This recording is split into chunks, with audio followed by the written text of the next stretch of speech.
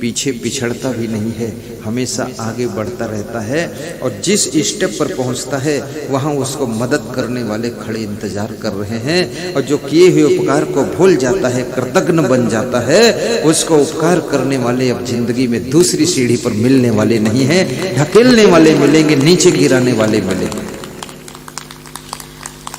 राजनीति के क्षेत्र में भी देखा जाता है, राजनीति में तो बड़ी उथल पुथल है। जिन्होंने राजनीति में एंट्री किया तुमने जाकर के उन्हीं को रगड़ के खत्म कर दिया। राजनीति इतनी खतरनाक चीज हो गई। लोग कहते थे मैं एक नेता को राजनीति में लाया, लोग कहते थे ये नेता मेरा गुरु है, राजनीतिक गुरु है। सामने कहते राजनीतिक गुरु, पीठ पीछे निंदा करते हैं, बोलते बड़ा दुष्ट है, ये तो हमें आगे नहीं बढ़ने दे रहा है, इसके लिए मैं ऐसा मंत्र जाप करा रहा हूं कि ये मर जाए तो अच्छा है, तो रास्ता साफ हो, थोड़ा मैं भी चुनाव लड़ूं। अब ये क्या छल कपट कर रहे हो? तुम अगर सांसद भी बन गए, विधायक भी बन गए तो ज्यादा कुछ खास मिलने वाला नहीं है। विधायकों को मिलता क्या है, धारासभ्य को क्या मिलता है, सांसद को क्या मिलता है, एमपी को क्या मिलता है? उसको डायबिटीज का रोग मिलता है, बीपी हाई का रोग मिलता है, और कुछ मिलता ही। खाएगा वो भी 2 रोटी, कपड़ा इतना ही पहनेगा। मैं तो सोचता हूं देश की सेवा करनी हो, देश की भक्ति करनी हो तो राजनीति में जाइए। अगर धन कमाना है, धंधा करना है तो इस देश को धंधा मत समझिए।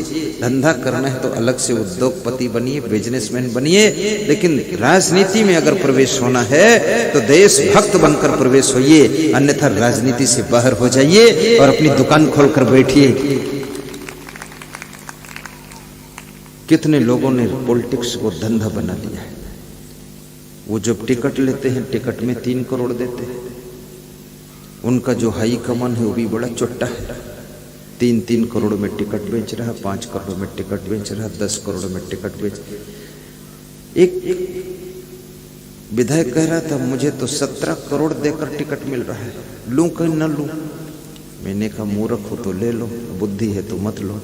17 करोड़ देकर टिकट, आखिर जिले को पूरा लूटना है, क्या करना है? जो 17 करोड़ देगा तो 70 करोड़ लूटेगा, तभी तो देगा।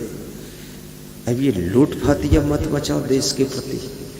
टिकट को तो पैसे से मत बेचो। बेटी जिसके साथ तुम विवाह कर रहे हो उससे दहेज मत लो। कितने लोग विवाह करते ही इतना दहेज लेते हैं कि बेटी के माँ बाप वो दहेज के देने में ही अधमरे हो जाते हैं। अगर आपकी जो पत्नी बनने जा रही है वो संस्कारिक बेटी है तो उसके साथ में जिंदगी सुकून से बीत जाएगी। और 10 करोड़ दे करके तुम्हारे साथ शादी किया है जिस लड़की ने, जिसके बाप ने 10 करोड़ दिया है, तुमको पता ही नहीं है 10 करोड़ में तुमको खरीद लिया है, फिर वो 10 करोड़ दे करके तुमको अपने ढंग से चलाएंगे। तुम बैल हो गए, बैल खरीदा गया, भैंसा ये खरीद गया, बिक गया भैंसा।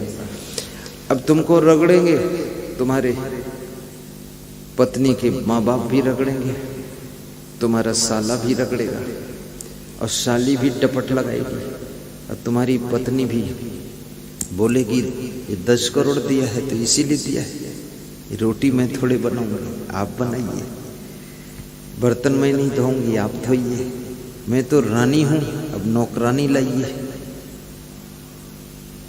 और जो बुद्धिमान लेडीज होती है घर में नौकरानी ज्यादा नहीं रखती, क्योंकि नौकरानी बड़ी खतरनाक होती है, क्योंकि सावधान नहीं रहोगी तो नौकरानी रानी बन जाएगी और तुम्हारे लिए हैरानी हो जाएगी।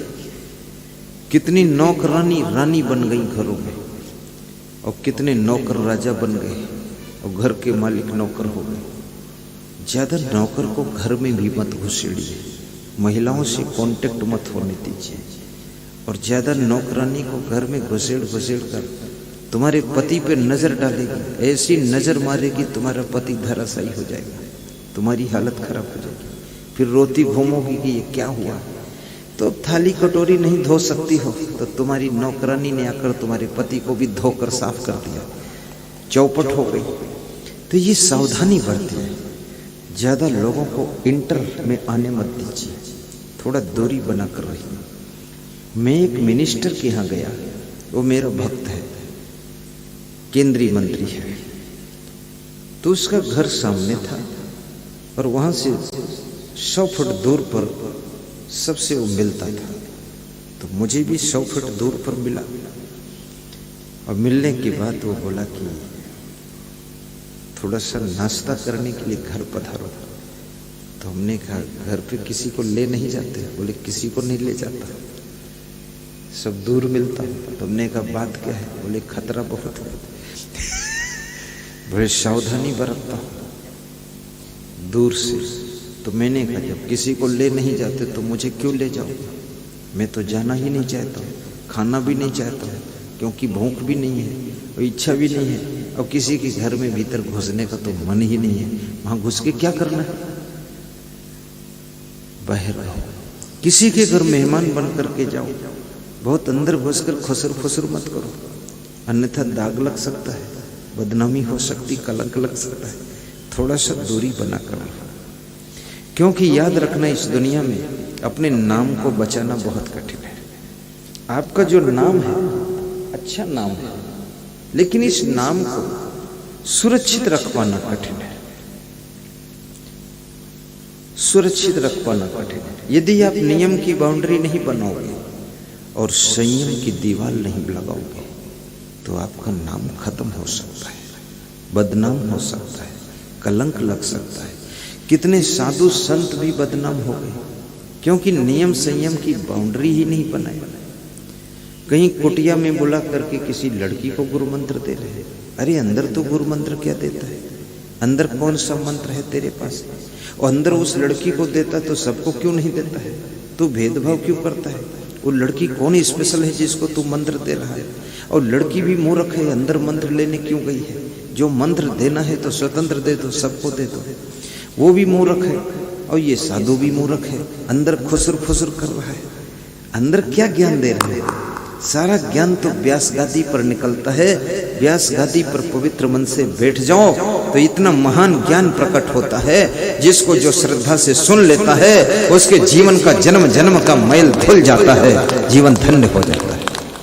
वहां खुसर फुसर करने की क्या जरूरत है? नियम नहीं बनाया है। नियम तो तुम्हारी रक्षा के लिए होता है। गृहस्थाश्रम में भी नियम होते हैं, बहुत नियम है। मैं बचपन में था, मैं देखता था नियम, गृहस्थाश्रम के नियम बड़े विचित्र नियम थे। जो तुम्हारे पति का बड़ा भाई होता है उसको जेठ कहते हैं, यहां भी जेठ कहते हैं, जेठ जेठानी, देवर देवरानी बोलते हैं। तो वो जेठ जब घर में आता था तो मेन गेट से भी खांसता था। खांसी वांसी नहीं आ रही उसको, लेकिन फिर भी खांसता था। तो वो समझ जाती थी, लेडीज जो छोटे भाई की पत्नी है वो समझ जाती थी कि हमारे जेठ आ रहे हैं, और वो थोड़ा घूंघट काढ़ लेती थी, कपड़े ठीक कर लेती थी और थोड़ा आड़ में हो जाती थी। अब तो जेठ ऐसा है, बड़ा मूर्ख है, घुसता चला रहा है, बड़ा मुंह फैलाकर बाणासुर भस्मासुर बनकर खड़ा है आंगन में। कोई अकल नहीं है। अब काहे के जेठ रहे? ज्येष्ठ का मतलब होता बड़ा, ज्येष्ठ है, जेठ नहीं है, ज्येष्ठ शब्द है, शुद्ध शब्द ज्येष्ठ, और ज्येष्ठ माने बड़ा होना।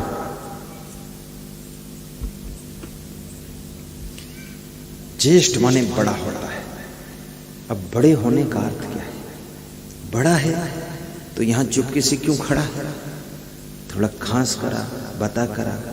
मैं किसी के घर में जाता हूं तो ऐसे तो सब जान ही जाते, ढोल बजती सब समझ गए। लेकिन अगर मैं तुम्हें बोल देता हूं गुरुजी आ रहे हैं, कृपया महिलाएं सावधान हो जाए, मैं खुद बोल देता हूं, क्योंकि हर समय कपड़े ढाक के कौन बैठेगा?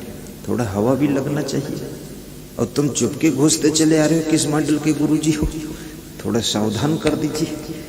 विवेक यानी हमारे व्यवहार के क्षेत्र में विवेक की महती आवश्यकता है, और जिनके पास विवेक नहीं है उन्हीं का पतन होता है और उन्हीं की बदनामी होती है, उन्हीं पर कलंक लगता है। इसलिए मैं निवेदन करूंगा, अगर सद्गुरु मिल जाए तो आपके विवेक पैदा कर देगा, और विवेक यदि पैदा हो गया तो तुम्हारी बुद्धि तुमको कहीं भटका नहीं सकती है और मन कहीं आपको गिरा नहीं सकता है।